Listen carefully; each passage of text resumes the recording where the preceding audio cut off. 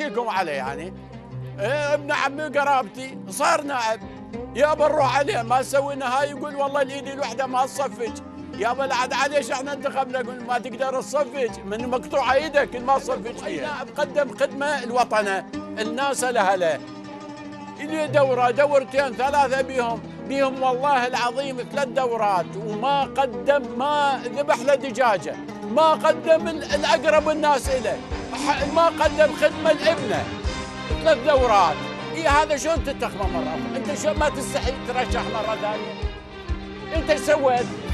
ليش حقيقه نماذج كثيره في نينوى بالموصل والله العظيم قدموا خدمه. أيوة. واحد يحكيها لله. نعم. يعني رجال يعني قدموا، احنا نشوفهم بالفضائيات حقيقه ولو احنا ما نعرفهم شخصيا، والله قدموا. اذكره بالاسم، اكو منهم حريق، اذكره بالاسم عبد الرحيم، شو اسمه نايف المكيف. اي والله النائب نايف والله العظيم رجل ونعم منه ويركض كل العشاير مو الشمر.